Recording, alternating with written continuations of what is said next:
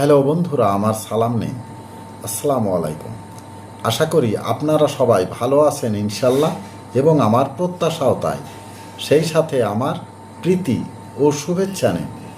আজ এ পর্যায়ে যে বিষয়ে কথা বলবো তা হচ্ছে একজন পুরুষের আচার আচরণ, চারিত্রিক নৈতিকতা কিছু দুর্বলতা থাকলেও থাকতে পারে, আর তা কারো চোখে হয়তোবা ধরা পড়ে, আবার কারো চোখে হয়তোবা ধরা পড়ে না।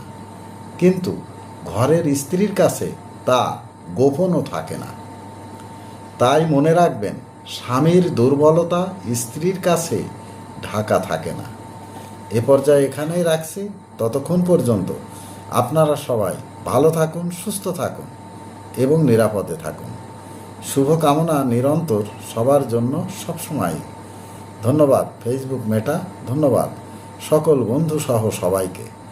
আবার দেখা হবে অন্য কোনো ভিডিওতে। আল্লাহ হাফেজ।